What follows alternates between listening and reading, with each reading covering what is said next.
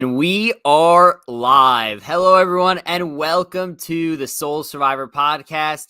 I'm your host, Dylan, back here with Ryan to discuss the Survivor 43 finale. And Ryan, it was certainly one of the most shocking finales that we have seen in the history of Survivor. We're here to recap it.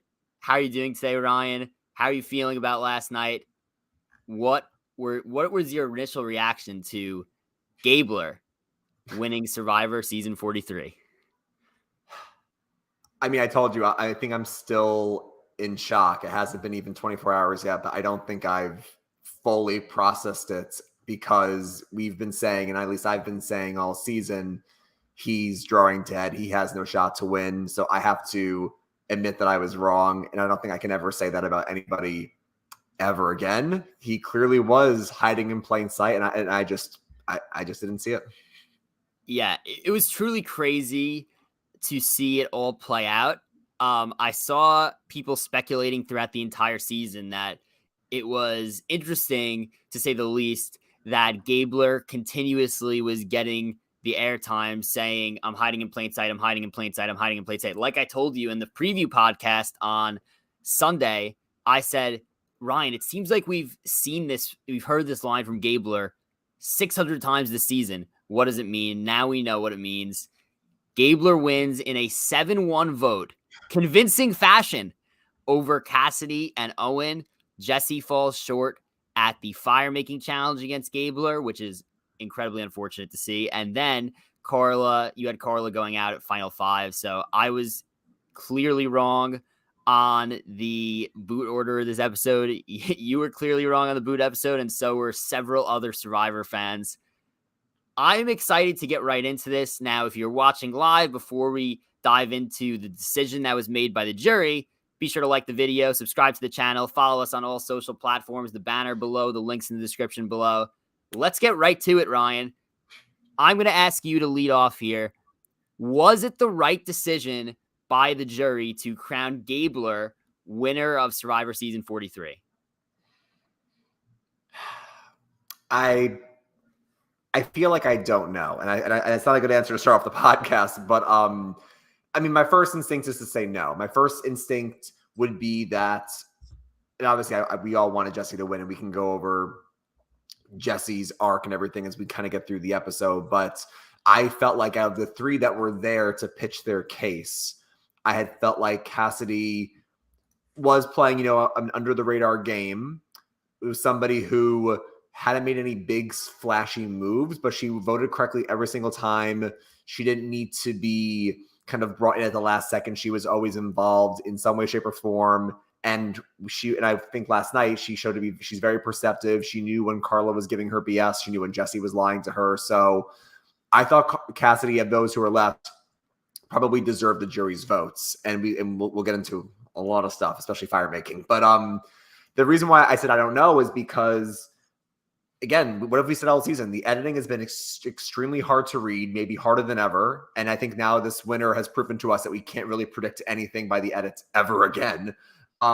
Clearly, there was a lot more to Gabler's game than we saw. He was aligned with a lot of people, had alliances with everybody, was apparently very well liked. I underestimated his likability, and he had a good final tribal council performance. So I don't know if the jury got it correct, but I will give a little benefit of the doubt and say maybe there was just a lot left on the cutting room floor. So, yeah, my first instinct here was that I was definitely disappointed in the results of the finale. mm-hmm. Obviously, we were vocal about, wanting Jesse to win this season. And, as fans, we were rooting for Jesse. And I realized, that doesn't always happen. However, I personally, and again, I've, tried to understand both sides, and I've read every exit interview. To me, it still seems like Cassidy deserved the vote, in my opinion. And we could go through why I think this right now, and we'll bounce ideas off each other, because clearly Gabler had a case, a convincing one, that he won 7-1. But I think there were a lot of factors that played into it. My thought here with Gabler is that we've seen a lot of players quote unquote hide in plain sight and align themselves with the right people, but not make blatant moves.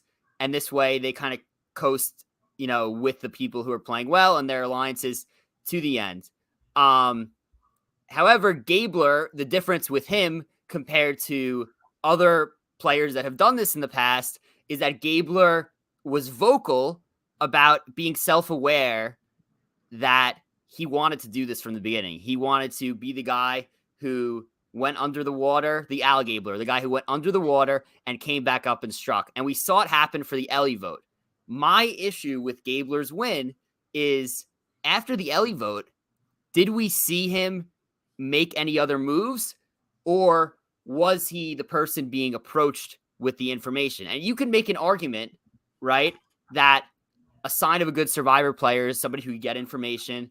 If he's being approached with information, then that's a sign of a great player. He deserves to win because everyone was going up to Gabler for information. However, I don't feel like Gabler was pulling the strings in the votes. He was being told which way to vote.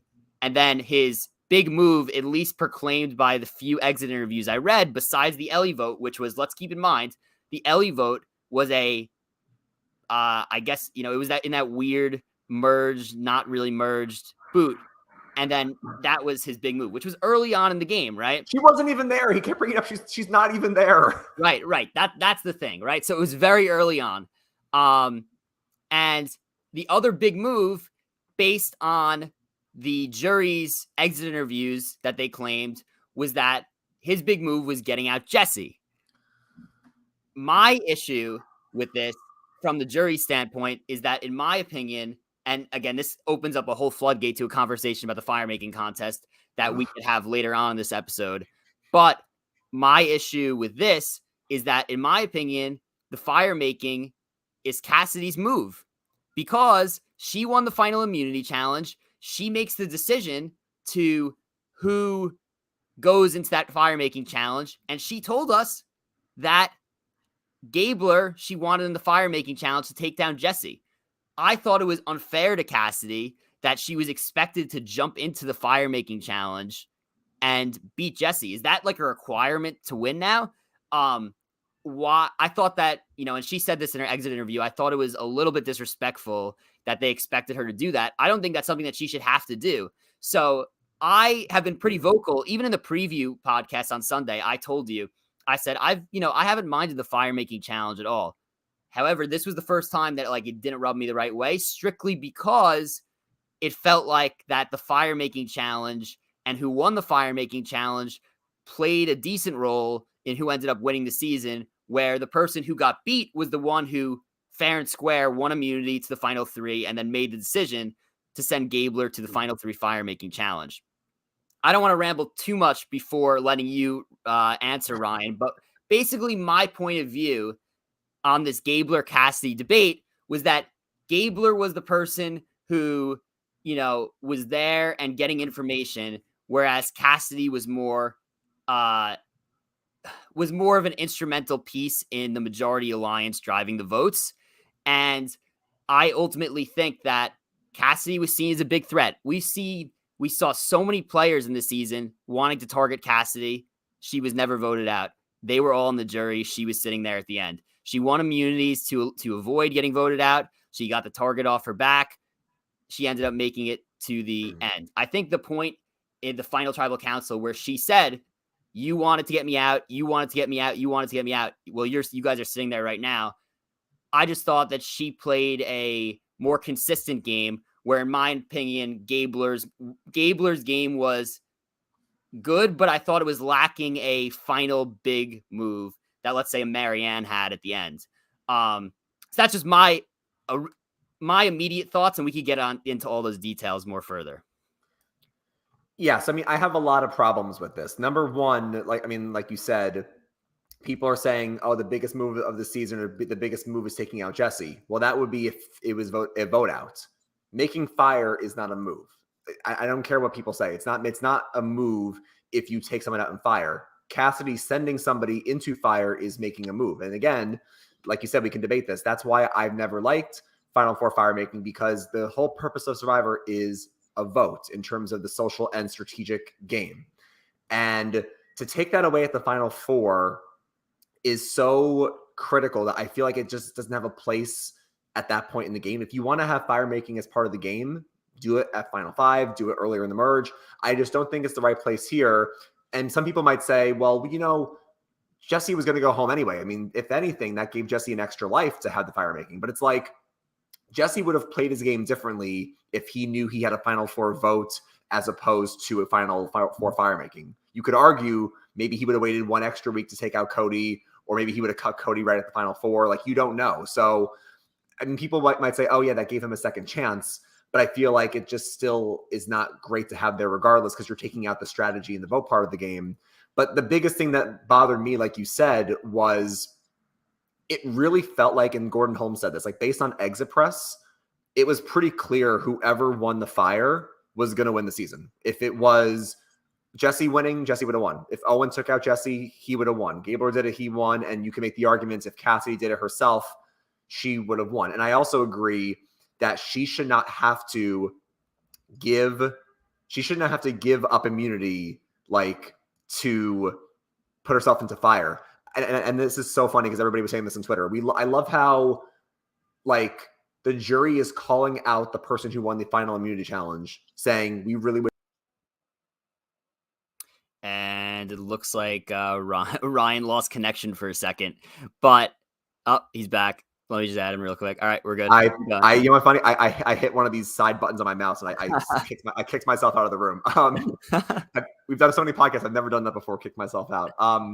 But basically, what I was saying was, it's just so ironic to me that Dylan, for years, people made fun of Eric for giving up his necklace, and now we're essentially saying, "Oh, you're not going to give up your necklace and make a big move." It was so counterintuitive. I don't think Noelle was in the right there to kind of get on Cassidy's case, and neither was Jesse, honestly, for getting on Cassidy's case. So a lot of issues here with the Final Four fire making, but I do feel like Cassidy had a more consistent game than Gabler did, but we can keep talking about it. Yeah, and before we move on, I want to make it clear that Gabler was clearly a lot smarter than anybody anticipated. I think that I'm disappointed in the producers that we didn't see more of Gabler's relationship building, because clearly that was a major part of why he won the season. I would rather, as a viewer, be able to see those relationships and be less surprised by the winner than be surprised and more confused of why the winner won. And I'm not saying I'm completely confused. It's just, it would have been nice to see Gabler's relationship with everybody. So this way it would have been a quote unquote least shocking vote. And it would have been easy to understand. I do think to give Gabler plenty of credit. Number one, amazing by him that he's donating the entire winnings to an amazing cause. So shout out to Gabler for that. Obviously, helping veterans is extremely important to him and just extremely important in general. So that was amazing to see. And again, just such a selfless act, and just, again, amazing to see. And two, Gabler was extremely good at Final Tribal Council. I do have to give him credit. Whereas players like him in the past have struggled to display their game, he knew exactly what he was going to say. He knew exactly how to appeal to the jury, which is very important. And everything they said, everything that he said, they were laughing at, they were enjoying. So I want to give Gabler credit for really turning it on at the end and doing a great job at Final Tribal Council. Yeah, I think they all did a decent job at Final Tribal. I don't think anybody really bombed any questions. I think obviously at the end, Cassidy taking credit for the Ryan move when she shouldn't have, obviously did not make her look great to the jury. But I think at that point, their minds were honestly already made up, the way they were laughing and joking around with Gabler. But I thought they all did a decent job. I mean, even Owen, who somebody that was an underdog, and he knew, like, I've been left out of votes. I had to fight back a lot. I can't claim that I've played a great game, but I can at least own what I've done and try to see if they want an underdog story. And I think Owen did a good job. The jury did seem to give him a lot of credit for his grit and fighting back. But, like, when you've been left out of that many votes and you've had no agency, it's tough to get their respect. And I think the biggest reason why I was shocked at the votes, by the way, the irony is not lost upon me, and I realize this, that Gabler won 7-1. We almost had a perfect game by Gabler because he had Almost. no votes against him, which blows my mind because it's only been JT,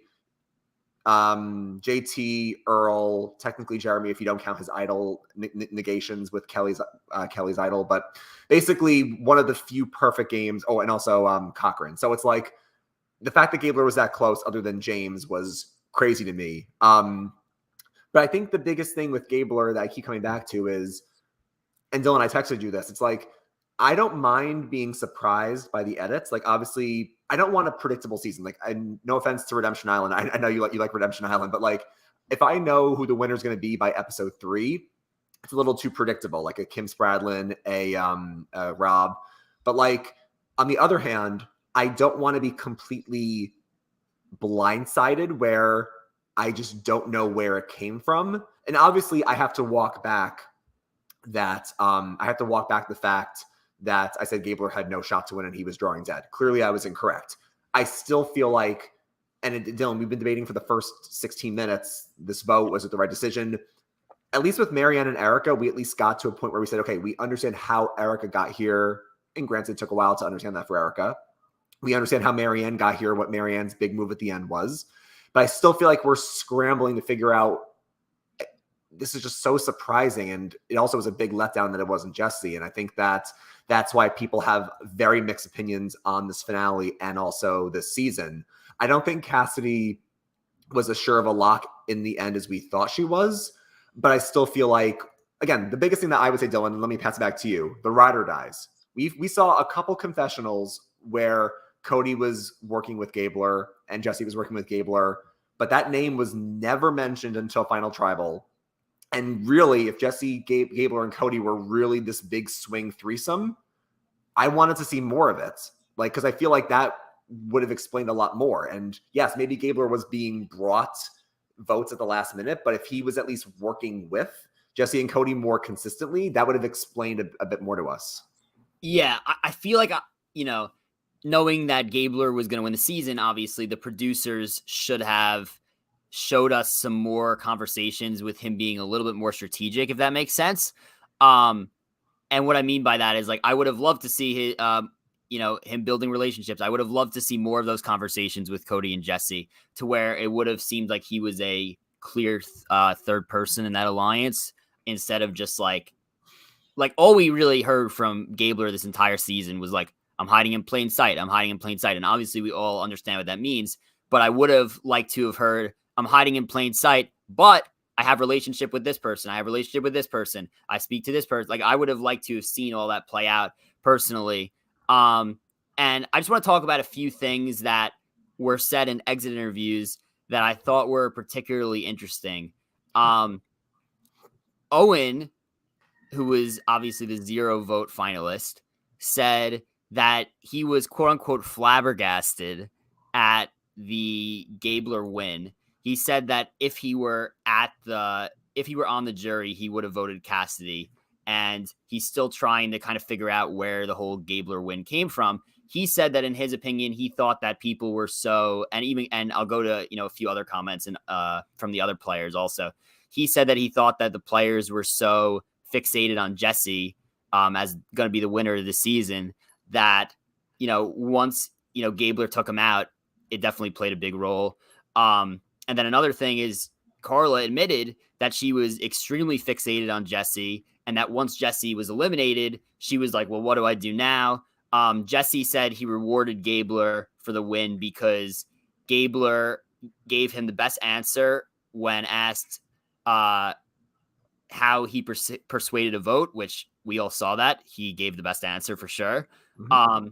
And also Jesse said that he did not tell Gabler that he had Cody's idol. So Gabler trusted him to go after Cody regardless, even if he had the idol, basically, and took that big risk, which Jesse respected in the end. And that's why he gave Gabler his vote. And then Cassidy, from her vantage point, she said that from her understanding, Carla basically had no interest in voting for Cassidy and went back to the jury and completely basically pitched against her. Like, she said she was going to in that confessional. So I do think that there was definitely a little bit of a bitter jury going on. I think that even regardless what they said, I think that mostly their minds were made up going into final tribal council, the jury, unless Gabler screwed up very badly for some reason. And I just personally, from what we saw, from what we were given of Cassidy and what we were given of Gabler, I am surprised that she didn't get a lot of credit that, in my opinion, she deserved compared to Gabler and Owen. Yeah, so I saw something similar in the exit press that, I mean, the jury claimed to Jeff afterwards that they were kind of undecided and the questions really swayed them. And again, I will give Gabler credit that I think he had great answers. I think he pitched his game pretty well. He wasn't just bumbling and making jokes. He did articulate his game well, and I give him credit for it. But I feel like, to Cassidy's point, it did seem, in her opinion, what she's saying is that, yeah, like maybe the jury was swayed by some questions, but the way she was answering, people just didn't seem to respond facially at all. Like they seemed like they were already kind of had their minds made up that she was kind of talking to a wall. I think the biggest thing for me as well was, like, even though I knew Owen would probably have a hard time getting votes at the end just because of his lack of agency, I thought he had more friends on the jury. So I feel like to see Noelle, and I thought for sure Owen could get Noelle's vote, maybe Janine's vote, maybe Sammy's vote. I was just surprised that Gabler got some of those votes. I mean, if Gabler was going to win, okay, but I didn't think it was going to be 7-1. I thought Cassidy would have gotten 1 or 2, or Owen would have gotten 1 or 2. Especially, when jurors are saying before final tribal, like, oh, like Noelle's like, I'd rather vote for somebody who was on the bottom than somebody who just coasted on the top. And it's like, okay, so you want to vote for your friend Owen, but you're not going to vote for Owen. You're going to vote for Gabler. And I just feel like, yeah, I mean, granted, this could be all hindsight bias. The jury could be covering their tracks. The jury could be honest. But, I mean, it did seem that, like, Cassidy's pitch to the jury wasn't as respected as Gabler's pitch. And I do think that, like, the other thing I had a problem with was, like Carla and Jesse. And even though I want to give Jesse a lot of credits, we all wanted Jesse to win. And I think Jesse was the best player of the season, best player in a while, hands down. I wasn't a fan of how he kept saying over and over again, like, oh, Gabler gave me the best answers, which, great, that's why you should vote for him. But then he's like, I'm upset that she didn't take me on in fire. Like, did Jesse honestly think that pitch was going to work? Like, Cassidy was never going to give herself up to face you in fire. And it seemed like Jesse was kind of upset that she didn't do it. But she shouldn't get critiqued for it. Yeah, it's tough. Like, I thought that was I don't even think that should have been in the conversation at all, right? Like, if you win final immunity challenge, then unless you're in like an Owen spot where you legitimately have not been on the right votes the entire game, then you should not be expected to do that. Chris Underwood was not even on the freaking island for the entire game. It makes sense that he was expected to do that. Owen, it would have made sense. Cassidy, in my opinion, based on what we saw, didn't make sense. So yeah, I think it was definitely all interesting to see how that played out. Now, let me ask you this question, because I see a lot of comments about it in the chat. If you were Cassidy, then what would you have changed about your final tribal council speech and answers that would have potentially helped her to get more votes over Gabler?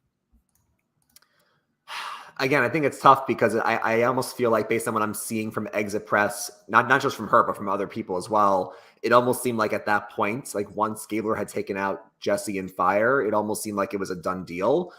What could she have done differently? Maybe she could have pitched her game in different ways. Like I think Cassidy said in her confessionals, like, I want to play a game where I'm making small, subtle moves, not big, flashy moves. Because as we see in the new era, your Ricards, your Shans, your Omers, your Highs, your Dreas, your Jessies, you make too big of a move and you're going to get targeted. So Cassidy was like, I want to play under the radar, subtle, slow moves where I'm always involved, and that's going to be my consistent game. And I think she did try to say that at the jury, but the only thing I would say is, like, she did say at points, I was kind of running some moves. I was doing some things. I was kind of taking out people who were gunning for me. And I think what happened, and I saw this theory on Reddit, the jury, whether or not you call them bitter, the jury seemed to have a perception of their game where they were the main character. Like, and obviously we're all the main character of our own story in life, but like, it's clear that, Jesse saw himself as the player of the season. Carla probably saw herself as like the player of the season. Cody thought he was a great player. And I guess when Cassidy was saying like, oh, I was making subtle moves, good, but I was really taking out those on my list that were gunning for me. That's where I think maybe those players were like, oh, so you're trying to take a lot more credit than you deserve. And maybe she kind of cracked their egos a little bit. So maybe she could have pitched her subtleness and her shadow gameplay a bit more. But at that point, it still may have been a lost cause at that point. I don't know. Yeah, I think what I would have changed is she should have, and she was asked about this. When she was asked about her like which vote she persuaded, and then she kind of got caught with the Ryan thing that she said. I kind of feel like that was her chance to kind of just pitch that she wanted Carla gone, and eventually Carla went at Final 5. She should have done that one, yeah. Yeah, I think that would have been the move to answer that, right? It was like she could have said Carla played a very similar, and I don't know how this would have worked out because it was clear that Carla, I don't want this to sound too harsh, but it almost seems like Carla viewed Cassidy as like a little sister that she never wanted to lose to. And once, they kind of were butting heads a little bit at the end, it was done. Like there was no way Carla was going to give her credit for anything. There was no way Carla was voting for her at the end. But if I were Cassidy, I would have told the rest of the jury, I was able to get the information based on my relationships that Carla was gunning for me. I had to make sure that Carla left this game before we hit the Final 4. She left at Final 5. I would have pitched it more that way and maybe pitched a more in order to stroke their egos. I knew that Carla was a great player. I knew that James obviously she got James's vote, but I knew that James was a great player. So I aligned with them and they were more vocal than me. So I was able to hide behind them and use them as a shield to move forward. I think that there's better ways she could have articulated it. Again, I don't know if it would have worked based on what we saw at Final Tribal Council, but it is interesting because I don't think there's, while I think that Cassidy deserved the vote, I also think that it's not a conversation that Gabler pretty easily outperformed Cassidy at Final Tribal Council. Right. And I think one thing I'll say about Carla as well, because again, I am a big fan of Carla. I think if Jessie was the best player of the season, Carla was probably the second best. I thought she did a really great job up until the end there. And I think I was just a little disappointed when, and I'm never a fan of this in reality TV games that we watch anyway, when she was basically threatening that, like, if I get voted out, I'm going to tank your game with the jury. Like, I just don't love that in general. Because I felt like she was punishing Cassidy for Carla went after Cassidy at one point at the final 7 when Sammy got voted out. She went for Cassidy. And at the time, Dylan, I felt like Cassidy was getting punished for Carla going after her. What I didn't realize, and this actually, once again, explains more things that was left out in the editing, which is why we need longer episodes or we need more secret scenes posted. Cassidy actually reveals that she found out about Carla's idol all the way back when Janine got voted out. Because to us, we didn't know how recent that was. That was all the way back at Final 11 at this point. And apparently Cassidy had gone to Sammy at one point because Sammy notoriously was in the middle. And I think earlier in the game, like around Janine, Ryan, James, Cassidy actually pitched to Sammy, hey, I know Carla has an idol. Maybe we should get out Carla. And Sammy wasn't really buying it. And I feel like at some point, Carla probably caught wind of this at some point that Cassidy was trying to plant some seeds. So that explains, I think now, why Carla went after Cassidy to begin with, because Carla knew that Cassidy knew about her idol and that Cassidy probably was trying to make some moves. And that also probably then explains more why she's probably threatening her game. Because at first I was like, you're going to threaten her game after you came after her in the first place. But now it kind of makes more sense, which again proves we need to see more that's being left out. Yeah, I think, when you think about it pretty deep, at the end of the day, Gabler and Cassidy's games were not too far apart in the sense that they both wanted to play under the radar games, and they both were able to successfully do that and get to the end. I think ultimately, what lifted Gabler over the top was just, his relationships, which were clearly a lot stronger than we were led on to by what we saw, based on all the other episodes of the season. I think the problem here is that I went into last night's episode legitimately not knowing if the rest of the cast liked or respected Gabler. Do you feel the same way about that? Whereas if we knew that if Gabler was portrayed to us as, a really likable guy, but no one really thought he had a chance to win, so he was hiding in plain sight, but really, really likable, then it would have made more sense. But like we were led on to believe that Janine hated this guy. And then all of a sudden at Final Tribal Council, she was like all excited to see Gabler, excited to come clean to him. And like, she voted for him in the end. So again, I think there was a little bit of a disconnect with the edit of Gabler and what may have been the actual Gabler. And I wish we could have seen more of his relationships, but I do think that the Cassidy versus Gabler debate is one of the more interesting ones we've had in a while. So I'm happy that we were able to spend plenty of time on this. Yeah, I think what I'll say is that, and maybe this was just a way to show Gabler's growth over the season, that maybe he started off kind of on the outs. Because again, he's older. He is the second oldest winner after Bob from Gabon. And the irony is not lost upon me that the season was literally Gabon 2.0 in terms of the messiness, the alliances falling apart, the older guy wins. So it really was like a modern day Gabon. But I guess early on, they were just trying to say to us, he's older, he has to fit in with these younger kids, and he kind of rubbed people the wrong way. But maybe over time, he got into all these alliances, and he, in the end, was very likable. But you're right. Like, when I see, for the first 5 episodes, people making fun of Gabler, people yelling at him for putting palm fronds on them, people calling Gabler. I remember that challenge where Gabler was trying to do something, and Owen and Sammy were like, shut up, or thanks, professor. Like, they were being really snide to him. And so the whole season, I'm like, oh, well, Gabler's not liked by his peers. He's not going to win. And, clearly we didn't see enough to show how likable he was to the jury. So. Yeah. I wish we had seen the relationships as that was going to be the Gabler story besides the hiding in plain sight. Because at the end of the day, he won because the people on the jury really liked him. Not only because he was hiding in plain sight. So really interesting ending to this season. I do want to talk about Jesse a little bit right here. Obviously, in everybody's opinion, Jesse was an overwhelming favorite going into this finale, and he fell just short, which just shows that at the end of the day, you do need to be able to somewhat compete or win a challenge here or there in order to have a chance at winning. Unless you're, unless you're Tony Kagayan, who I don't think won any challenges. Nope. But he ended up, in Winners of War, that was a major part of his game, being able to win challenges. So, Jesse, obviously, in my opinion, the best player of the new era so far.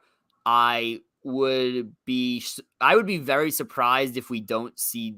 I'm going to assume that season 46 is going to be the returnee season, because all like the hints that were being dropped or the dots that are being connected, the casting website says that they're casting for season 45, where they would normally say 45 and 46. So I'm just going to guess that they're returnees on that season 46. I would be surprised if Jesse's not out there for that, especially given the fact that in the exit interview, he said that he will 1000% be back if asked. He just needs to play a very different game. So I'm curious to see how he'll adjust that. But wow, this was it was a crazy season for Jesse. He was an incredible player. Easily one of the best to never win. And I mean, look, it was ultimately he was one challenge short of playing a dominating game. Me and you were debating earlier in the season and before the season. We said, is it really possible in this new modern day game to play a completely dominant game and win? And I think Jesse proved to us that despite losing, it is possible. Like all he had to do was win one of the last 2 challenges between either the immunity challenge or the fire making challenge. So Yeah, I think that it is. Yeah. It is possible to play a dominating game. We were one challenge away from being from seeing it. So shout out to Jesse. Him losing the fire making was a pretty powerful moment as well.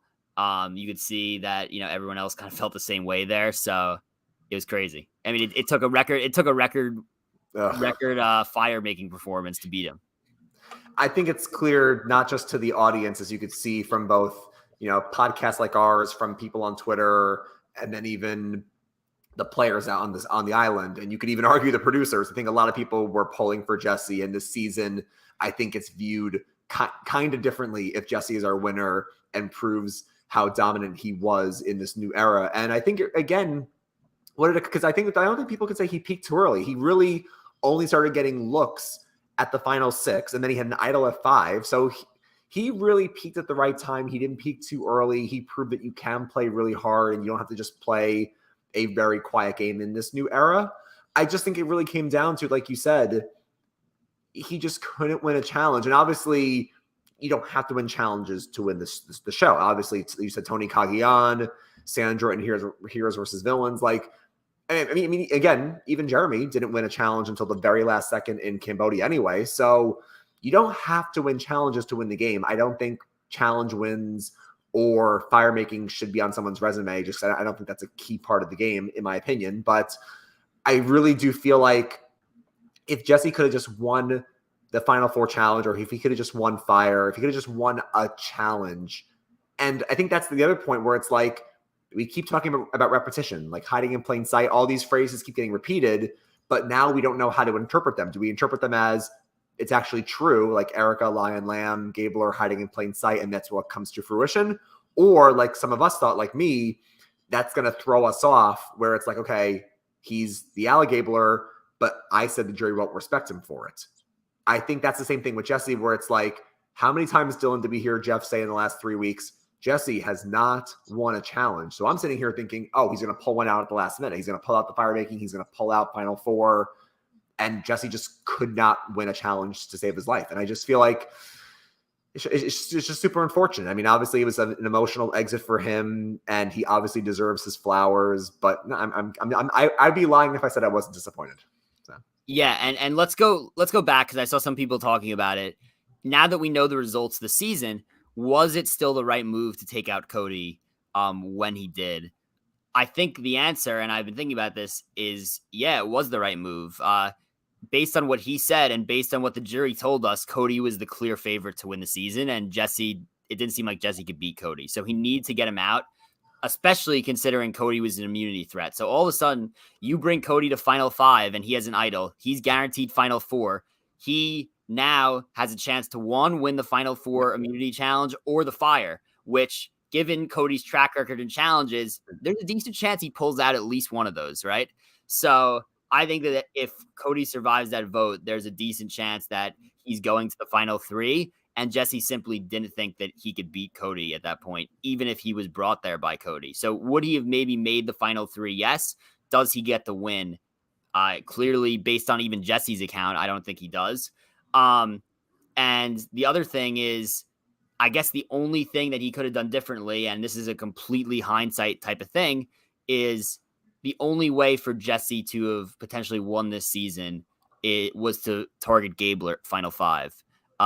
Clearly, given the fire making, but it didn't seem like anybody knew that Gabler was good at fire, because Gabler told us in his exit press that he downplayed his fire making the entire season and kind of just didn't really make it or let other people do it. So, and plus, I think Jesse would have had a hard time getting everybody else on board to vote Gabler anyway, because Owen really wanted Carla out. Cassidy really wanted Carla out. So was he really going to be able to swing the vote for Gabler? I highly doubt it. So I think that ultimately Jesse made all the right moves and was one challenge short.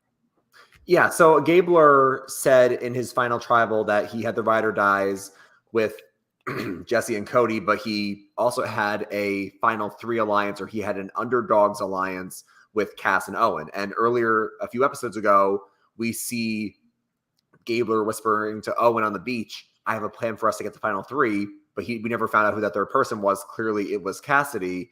and that's who he wanted to go with because he found out that he could beat them.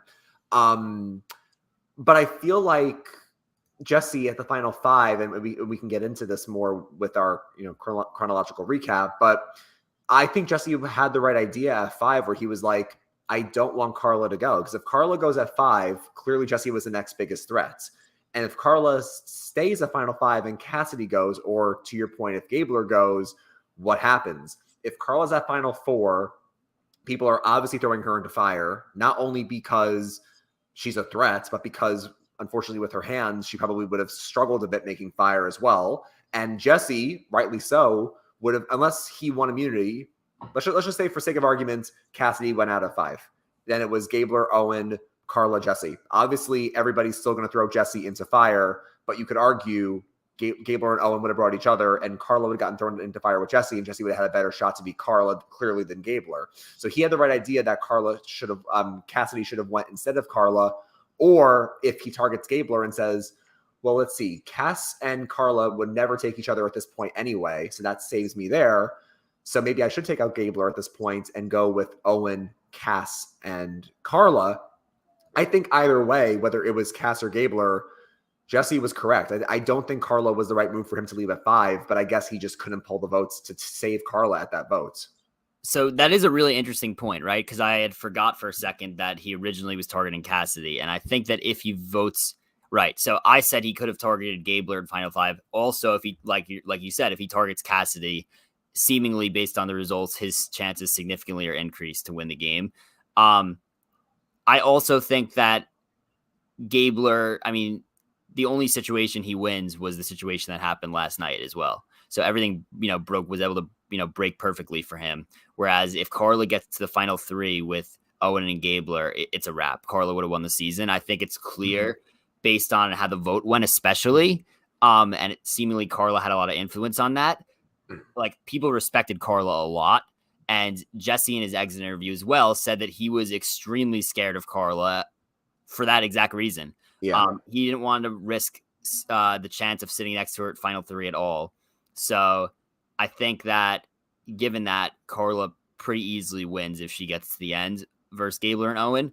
So, interesting. Go ahead.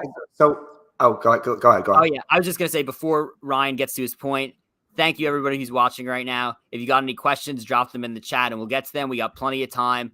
Also, be sure to like the video, subscribe to the channel if you aren't already. Really helps us out a lot. And Ryan, let's get to your point, and then we will get to questions in a little bit. Yeah, so my other question for you was, now that we've been talking about final 5, let's go back to that for a second. Do you think it was a mistake? And if Jesse mentioned this in his exit press, please let me know, because I haven't gotten to listen to all of it yet, with it being a long night last night with the finale. But do you think it was a mistake for Jesse to prematurely show his idol at final 5 rather than pulling it out at the vote reveal? Like, because obviously most people, when Jeff says if you have an idol, now's the time to do so, people surprise others and they take it out right there. But Jesse, earlier on in Tribal, is like, sorry guys, I can't go home tonight. I have the idol. And that's where we get to a live tribal. I don't like live tribals, yada, yada, yada. But I would say Jesse prematurely did that. Why couldn't he just keep his idol and vote Cassidy? And maybe he was the only one to vote for Cass. But I think I saw in exit press that Owen was going to vote Carla at that vote no matter what. So let me ask you, Dylan, do you think that it was a mistake for Jesse to pull his idol out when he did at final 5? And whether or not he did it, would it have mattered either way? So I actually think Jesse gave a direct answer to this in his exit press. I'm actually trying to find it so I can read it, because I think it gives a lot of insight. Okay, so here, while you're looking for it, here it is. So Dolan Ross asks him, quote, "You also had Janine's idol, and really the only thing you had to figure out was the most dramatic way to play it for the jury. So tell me about the different ways you consider doing that." And then Jesse says in his exit press, quote, "I mean, for me at 5, obviously I could have just saved it until the votes are read and played it or whatever. But I have so much respect and love for Carla. And when she's on the defensive, she is good. She is very persuasive. And her throwing my name out I was very scared that she was going to convince them to actually write my name down and send me home. So what I wanted to do at that tribal was pull out the idol just to make sure that there was nobody who was going to do that and no funny business that was going to happen. I wanted to steer them away from voting me out, even as convincing as Carla can be. Yeah. So the last sentence of that. So I wanted to make sure that was out there, that the cat was out of the bag, and I wasn't going home that night.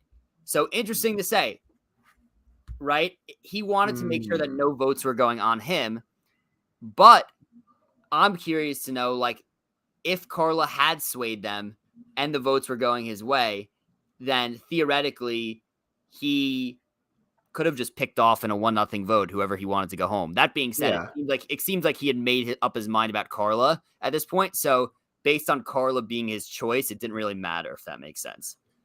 Yeah, and again, I appreciate you finding that quote actually from Dalton's article. I guess what I don't understand still is, like, when he says, I wanted to make sure the votes weren't coming my way, but he has the idol and he's going to play it for himself no matter what. He's not going home regardless. So I almost wonder why it matters.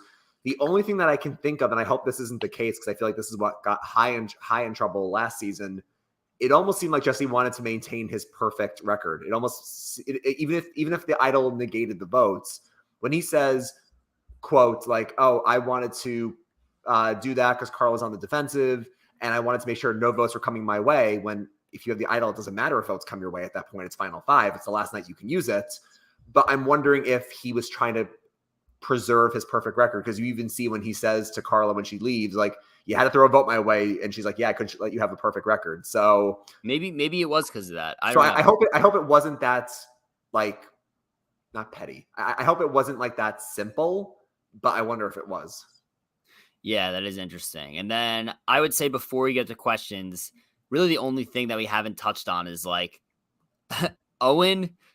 I mean, this guy had the most Charlie, like that the Charlie Brown analogy was maybe the most perfect analogy that has ever been used in Survivor. And this is of error that every single time they go to tribal council, there's 7 million analogies at tribal council. This one may have been the most spot on ever used. I mean, it's clear to me that Owen has a lot of potential, has, brains for the game, but just can never really get his footing. And I'm curious to see how he would do on a different season with different casts. So I think that Survivor really likes him, considering how many times how many confessionals he got this season, despite being a 0 vote finalist. So, I like Owen, and I hope he gets another shot. I agree. I have one more question for you, or I guess one more statement before we get to the actual questions. I know we're going to have a lot. What are your thoughts after 3 seasons of the new era? What are your thoughts on the reunion format and your thoughts on the roundtable? Now the jury roundtable, we've seen this ever since Game Changers, where ever since that point, it's no longer individual questions. People come up, they give a statement or a question, they sit back down, the next person. Now it's just a group discussion. And thankfully, we've moved away from, like, that stupid thing where it's like, all right, let's get to the outwit portion, the outplay portion. Like, that was always so forced. I'm glad that now it's just an open discussion. But Dylan, my 2 critiques here, and I feel like this is like the most negative I've been on a podcast in a while, but I obviously still really enjoyed things overall. Number 1, I feel like I want to go back to individual questions, because now when we have an open jury format, I feel like it's a lot more groupthink. I think it's a lot more of people coming into it saying, oh, we want Gabler to win, or okay, Marianne's going to win, or Tony's going to win, Tommy, whoever it is. I think the winner has already kind of been decided already based on these open group formats. The second thing I will say, and then I'll pass it back to you, is I understand for COVID reasons why they did the island reunion. And Jeff has said, whether or not he goes back to 39 days, Jeff has said, I would love to go back to an audience format at some point now if things are better. Hopefully for 45 and on, they do that. I feel like, honestly, this is not great the way they do the live reunion, because did you see Owen's exit press when Dalton or someone asked him about the reunion? And Owen was like, I fucking hated it. Yeah. Like, he was like, we are so drained at that point, and like, I just lost, and I was kind of shattered, and I was blown away by Gabler winning, and they immediately go into a reunion. It's almost like Whiplash, and Cassidy was having like a panic attack at Ponderosa. I almost feel like they should come back like the next night. Like let them sleep, and then the next night maybe do it. What are your thoughts on the final tribal and then also the reunion at this point? I think you make a good point about the groupthink portion of it. I actually used the word groupthink to my brother this morning. We were discussing it. I said the Gabler decision felt like it was groupthink. Like it was all like they all knew, in my opinion, that they were going to vote Gabler. And again, I think it was a lot of groupthink. I do think that it's interesting if you changed it to be individual questions again. I think there would be a lot less groupthink.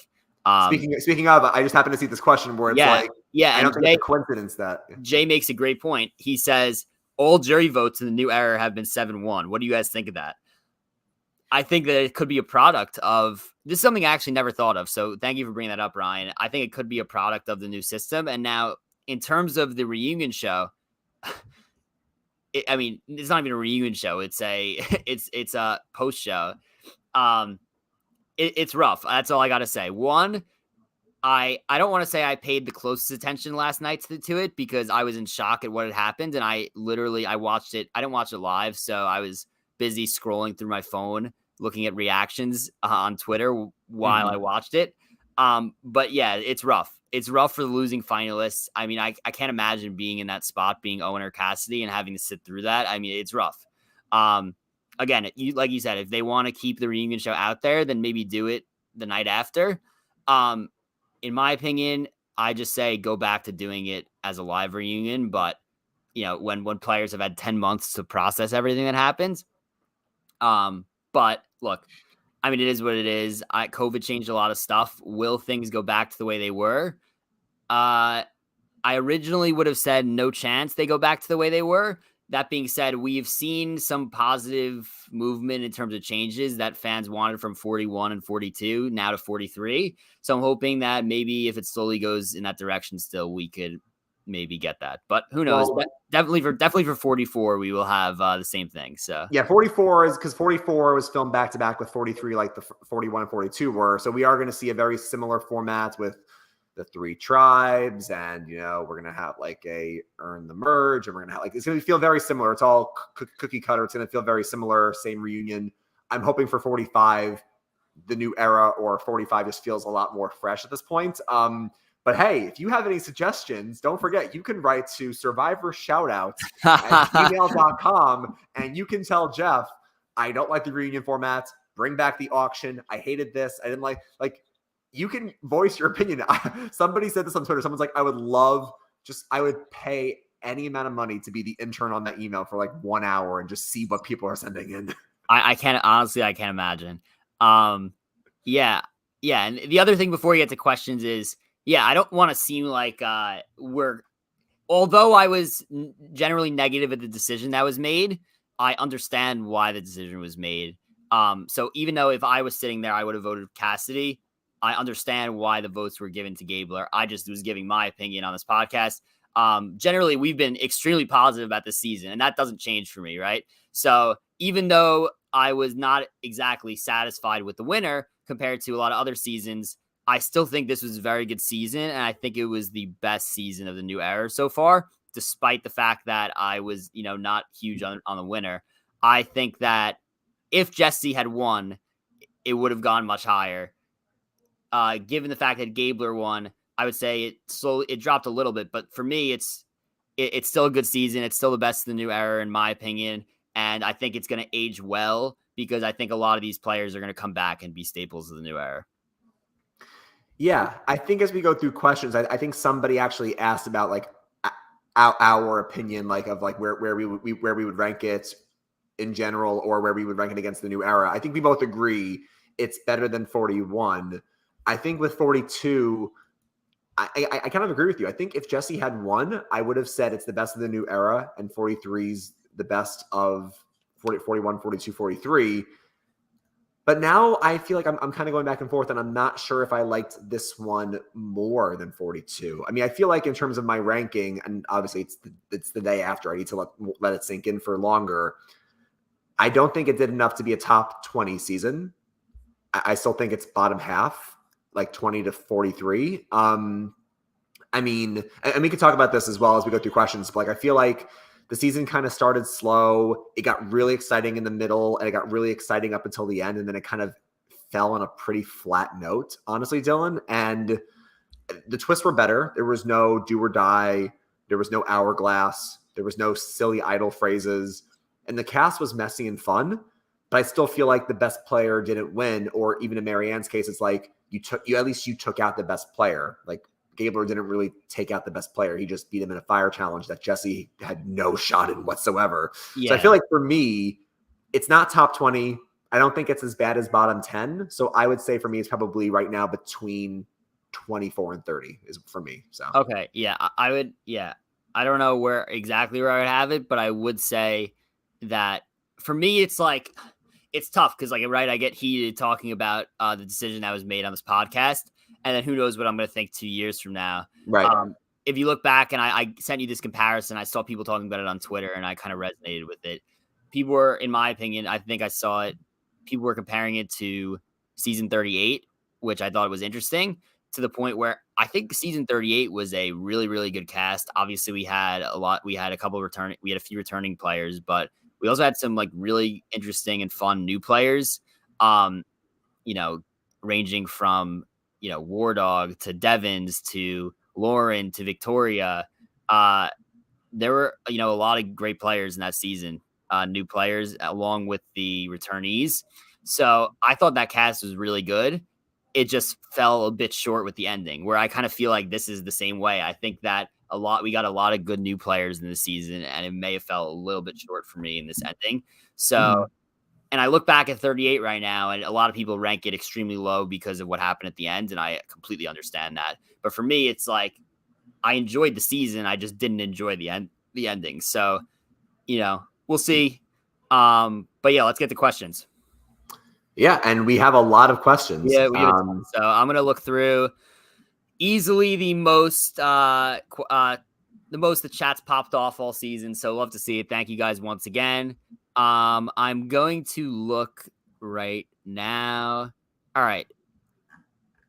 Let's see. So the Ohio State for the win wants to know, is Jesse the best strategic player in the new era? He is right on par with Ricard and Omer from the last 2 seasons, respectively.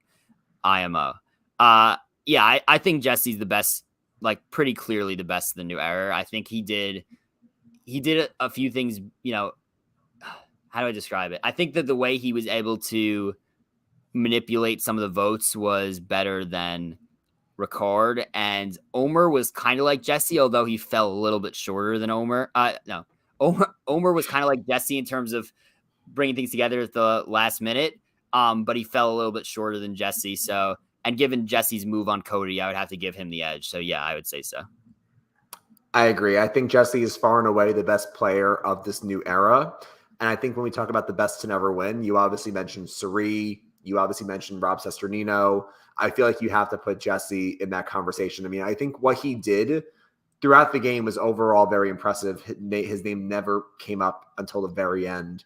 And kind of like his trifecta of like, he's the one who kind of takes out Noel. He's the one that takes out Sammy in a way. And that move against Cody was just one of the best things we've ever seen. So I definitely think Jesse's the best of this new era.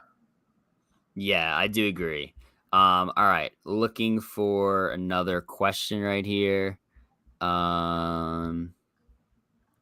Let's see what we got.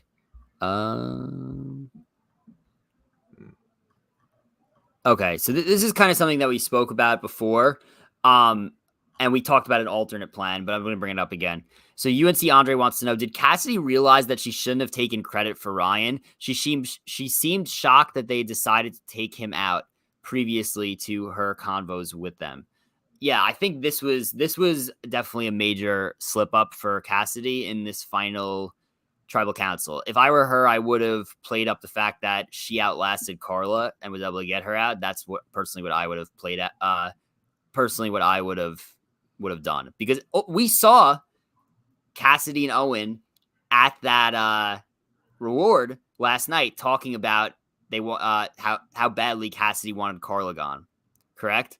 And then Jesse wanted to vote Cassidy, but then switches to Carla. So I think she could have made a case for sure that Carla was her persuasive vote. And I think, in my opinion, given the fact that they had played similar games and were in the same alliance, that would have been the better pitch to make than Ryan, who nobody really saw as a strategic player.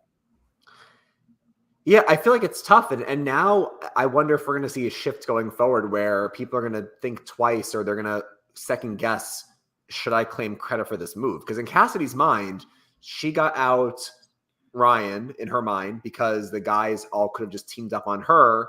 And she felt like, okay, I actually convinced Ryan and Cody. Sorry, I convinced Cody and Jesse, and that made sense to me. But clearly, Cody and Jesse say to the jury, and then Ryan kind of backs it up saying, well, no, you didn't convince us. We were already going to do it. And that decision cemented the ride or dies with Gabler. So I feel like she shouldn't have taken credit for it, but I almost wonder how much could she have really known that in her mind, honestly. And I think I'm going to be curious now if people are going to really be careful and say, unless I know for a fact, like the Jesse Cody move, if I can take, or even like with Marianne and Omer, if I can take unequivocal credit for it, I will take credit for it. But if it's ever ambiguous, like, oh yeah, we're all on board to take out this person, you need to think about, was that a move you can take credit for, or is the jury going to resent you for it? Yep. All right. This is not a question, but I think this is just a point that I want to highlight again. So Jay says here, earlier in the podcast, he said, Cassidy's move was taking out Jesse by putting the best firemaker up against him to beat him. So she deserves credit for putting Gabler and firemaking against Jesse. Right.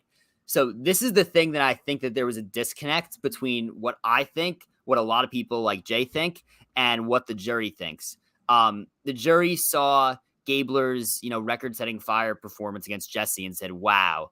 But I think we have to remember, who sent Gabler to fire for that specific reason, right? She told us, in a confessional, she said, I need to pick whoever's the best at fire so that Jesse goes home. Ultimately, it was her right. She earned that right to be the one that chooses who goes to fire. So for me, it was like, I think that the jury saw the fire making different than how the fire making should have been perceived. And it's a reason why I think that I have now a big problem with the fire making. Yeah. I mean, I haven't liked fire making for a while. I've been more vocal about this. And again, and before the season, I feel like I just didn't like to see it regardless, because it does take the strategy out of the Final Four and it just goes down to a simple fire. But now that the game is evolving, I am now nervous that more juries are going to say, no, we expect you to now give up your necklace. I really don't like that. So I hope that's not the trend that we are going towards, but we'll see. Yeah, and you mentioned this before, but I just want to read a tweet by Steven Fishback. He says, Gordon Holmes tweets, quote, based on exit press, it's pretty clear that whoever won the fire making challenge was going to win Survivor 43. Mm-hmm. Steven says, quote, wait, really? That's idiotic. Who is saying that? If anybody, quote unquote, took out Jesse, it was Cassidy by winning immunity and sending in a silent assassin to slay him in fire. Gabler was the agent, not the decision maker. So that's basically how I feel about it. Mm-hmm. UNC Andre has a funny comment here where it talks about if Baca wasn't a hot mess and Janine got the beads stealthily, does that mean no one would have known about Carla or Cody's idols, limiting the impact of knowledge as power, so many dominoes? I mean, Dylan, we've talked about this before on podcasts where we said, should we ever do a podcast about like butterfly effect, or about like what would have happened if something else didn't happen? Gabler mentioned this at Final Tribal when I think Noel or someone said, what was your biggest mistake in the game? And Gabler was like, night 2, I almost got myself voted out because I told my tribe I lost the challenge. I'm going to not use my idol and I'm going to play my shot in the dark. And Ellie saves Gabler and Gabler wins the season. And this whole thing changes differently. So yeah, Baca was a hot mess. And that's why we've been comparing the season to Gabon, mainly because of Baca. But like, you never know how one action can just change the course of the season. Yeah, that is a good point. All righty. Let's see. So we answered some of these already. Going Gonna quickly look here. Yeah, so UNC Andre points out Tommy. He says Tommy didn't win anything in Islands of the Idols, right? And he's the only winner post 20 to do so. Yeah, Tommy in season 39 did not win any challenges and still won the season. Tommy basically, and we said this on the pod. Actually, I wasn't on the podcast yet. It was you and Jordan back in 39. I've said to my friends that Tommy basically played an old school game in the new school era where he just had made relationships, made moves, did not have any advantages or idols at all. And I think the jury actually respected that fresh air. Dylan, I'm seeing a lot of questions about 44. Do you want to save that for the end or go over it now? We could save that for the end. I see Jay has a question right here. So Jay wants to know, what if Owen still wins Final 5 immunity with Carla cut at 6, and Jesse is able to convince Cody to play the idol on Jesse, and then he plays a big blindside on Cody there? That's interesting, but so just to go back and clarify, this is when we were talking about if it was still the right move for Jesse to vote out Cody at 6. So Jay's basically saying, well, what if Carla gets voted out at 6 and then Jesse tries to blindside Cody at Final 5? Would you have been able to pull that off? I think that there's, it's easy at this point. Cody would have had, if everyone has an even chance, Cody would have had a 20% chance of being immune for that. But if you take into account how good or bad people are at challenges, it's probably higher than 20% for Cody. So I feel like you can't rely on Cody. One, you can't rely on Cody not using his idol for himself in Final 5 when it's the last time you could use it. And 2, you can't rely on Cody losing an immunity challenge when there are only 5 left. So I think that, if you're Jesse, you had to take your shot at 6. And the problem is that Final 5 is the last night that you can use it. So in Jay's scenario, if I'm reading Jay's comment correctly, if Carla had left at 6 due to Cody's big plan, and Cody would have gotten more credit, at that point, if it's Final 5 and Jesse and Cody still have 2 idols, I don't think Cody gets blindsided there, because even if he loses immunity, Cody has to say to Jesse is, let's just play both idols. I mean, it's the last night, we can even use it anyway. So that's where I feel like everyone was saying, why not just keep Cody and have him bring you to the end? But it's like Jesse really had no more chances to do it after that. All right. We got a question here from V Ohio State for the win. And again, we kind of went through this, but just to reiterate, he asks, my first question for Dylan and Ryan are, how would you both rank the first 3 seasons of the new era? I would go in order. I would go 43, then 42, then 41. 41, I don't really need to explain why. I think that everyone knows there were a lot of issues with that season. And the reason I have 43 over 42 is simply I thought that the best move of the season was better than the best move of the season of 42, despite the fact that Marianne's move was great, by the way. And then also, I think overall, I think the cast was better. I think that there were more contenders. Whereas like 42, you kind of had a feeling that like you knew Romeo had no chance of getting any votes. It just seemed like there were more contenders late into the process. You knew Jonathan was not going to get votes from the jury. So yeah, I think 43, the cast is definitely better, which is why I like it more. I would agree as of right now. And like Dylan said, you can ask us a year from now and maybe our thoughts will have changed. But I would also go in order of 43, 42, 41. However, if Jesse had won, I would have definitively said it goes in that order. Because Jesse didn't win, and I think we're all still a bit shell-shocked by Gabler's win, they're probably like this for me. They're probably like neck and neck, and on a given day, I could actually flip 42 over 43. Because I do think the winner, and I do think the ending does have an impact. I think it really does. And I think I was able just to understand Marianne's win after her Omer move more than Gabler after him just taking out Jesse in a curb stomping of a fire challenge. So right now I would say 43, 42, 41, but the first 2 are very close and I could see myself swapping them. And we have another question from Ohio State as well. He wants to know which players will be asked to play again from this cast. He says that he thinks Jesse, Cody, Noelle, and Carla are top foreign players being asked to play again, with Owen possibly. So and again, we could do a video about this.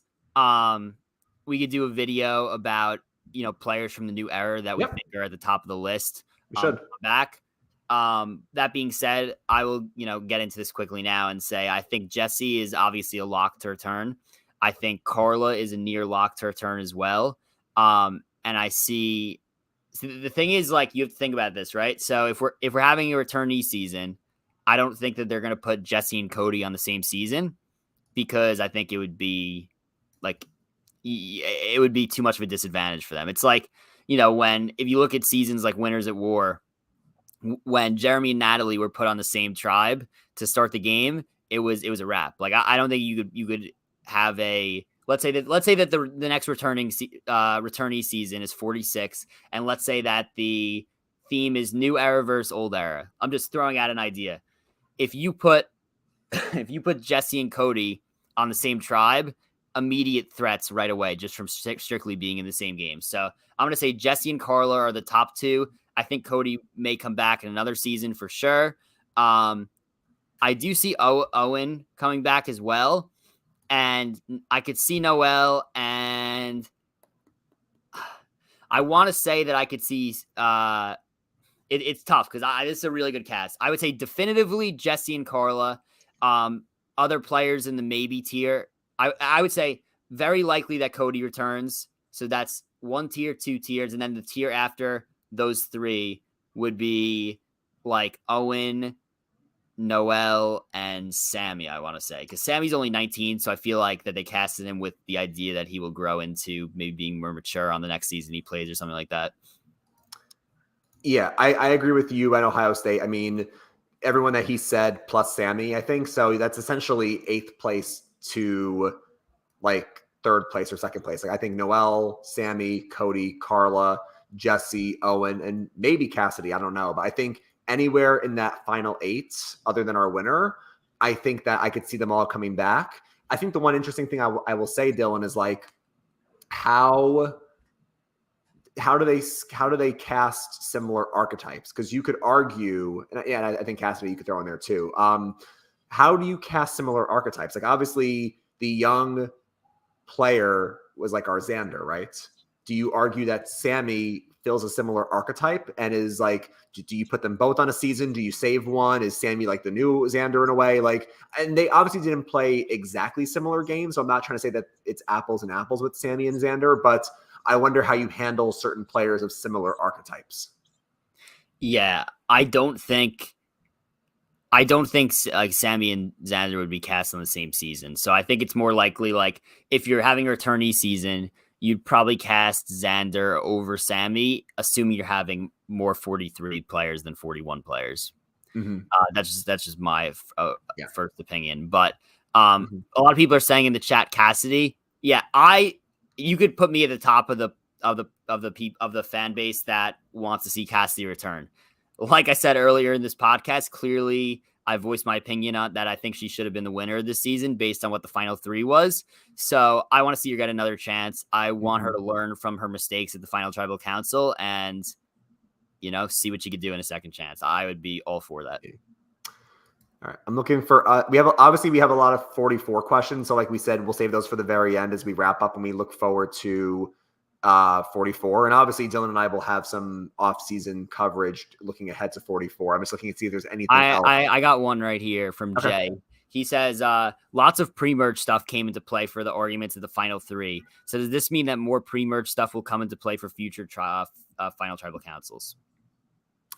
I mean, I think it's situational. I think it depends on the season itself. I feel like, honestly, a jury, unless it was, granted, the Ellie thing is so weird because it really was the merge, but it's not the merge because of the whole stupid earn the merge thing. I feel like most juries don't care about what happened in the pre-merge. Like, if someone made a move on day 8, unless like that was like a Russell Hands, like, does it really matter what happened on day 8? So when Carla was even saying to Cassidy, I'm going to tell them that everything James and I did on Coco was not, you had no part in it, I almost wanted to say, like, I don't think that stuff matters. I don't think the jury's going to care that Jessie took out Justine because Justine was a threat, or he took out NECA. So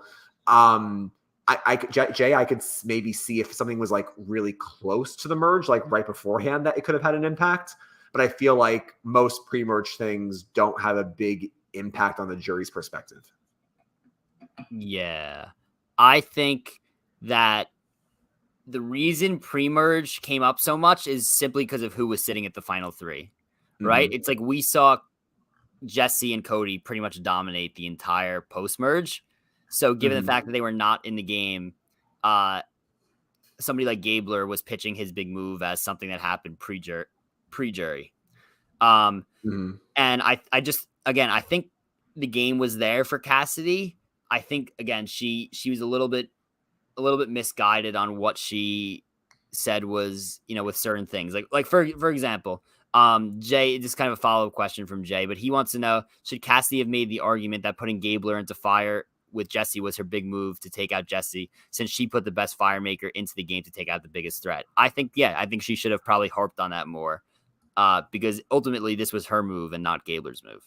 So again, I think that the pre-merge talk had to do with who was there compared to who pretty much swayed a lot of the votes post-merge. That was not sitting there anymore. I mean, I just thought she answered. I mean, not to keep going back to this, but I think she did answer the question perfectly. Because I mean, Jeff said to Jesse at Final Four, like, "What was your pitch to Cassidy?" And Jesse was like, "Well, I said if I'm the biggest threat, maybe you should be the one to take me out in fire." And I think Cassidy had the perfect answer where she was like, "I've done enough up to this point where I feel like I don't need to do that. Like, I don't need to sacrifice my safety because I won this challenge. I don't need to prove that." So maybe she could have made that pitch. Yeah, I think now we could talk about 40 Survivor 44. Sure. Yeah, I think it's a perfect way to end. Once again, thank you everybody for watching. We're gonna get to Survivor 44 right now. A preview there. If you're watching still, thank you. Be sure to like the video, subscribe if you haven't, follow the socials below. We are very close to 500 subscribers, so if we get there, that would be great. Anyway, Survivor 44. Whew. So interesting preview. I think it was a little bit different than what we've seen in the past. Yeah. It wasn't like normally we see like a lot of like player confessionals in the preview, and this we only saw I think like 2 or 3, and it was instead like a guy talking over presumably the same guy climbing up a rock and then falling down, and then we saw what looks like medical attending to somebody, whether they're I don't know like what that how serious it is or whatever, but it looks pretty serious based on the preview. They clearly played it up as a physically punishing season, and to me it reminds me a little bit of Korong, the preview to that, where I remember they hyped that up as like the most physically punishing season ever, and here they seemingly did the same thing. So I'm very interested in that. Again, didn't really get a lot on any certain player at all, but yeah, I don't have like a ton of thoughts on it, although I'm like sort of intrigued by the mystery of it. So yeah, I also wrote down the words Korong. I mean, to me, it looked very brutal. I mean, Korong has the record, I think, tied with Micronesia for the most amount of medical evacuations in a season, and I think that the injuries could pile up. I can't remember if it was Mike Bloom or Dalton Ross or Martin Holmes. Somebody had a quick little interview with Jeff, and Jeff was like, it's going to be a emotional, unpredictable, wild, brutal season. So it could be very similar to Korong in that fashion. I mean, the guy climbing the rock, like I was shocked that they showed him literally falling off like that and possibly getting extremely hurt. And then the person on the beach, where we don't obviously see who it is, but the person that's down with medical, that was like big Caleb vibes, where it was like, oh my God, this is a very serious, like near-death experience. So I don't know what's going to happen. I'm very interested to see. The cast looks interesting so far. Also the theming of like there was like castles and dragons, like that was pretty cool in terms of like the imagery. That was nice too. And then the last thing, Dylan, and I know the answer to this, but I won't say it for your sake, is we see a quick image of something in a cage. So we will see how that comes into play in the new season as well. Yeah, I'm curious. I'm curious to see how things are different or similar to 43. it is somewhat frustrating that we have to wait all the way till March 1st to see it, but I guess it gives us some more time to do some off-season stuff. So we'll definitely get back to that, in these couple months. Yeah, that's all I have, Dylan, for the finale. I thought it was overall a fun, chaotic, messy season, but I always love going over the season with you. Any final thoughts? Yeah, that's it. Thank you to everybody who watched this season. Thank you, Ryan, for co-hosting and dealing with my crazy work schedule this season. That's okay. We'll see what happens next season with that, but we'll let everyone know, obviously. And yeah, another successful season in the books, and we will be back for some off-season content and then eventually season 44. So excited for that. For the last time in 43, grab your torches and head back to camp. Good night.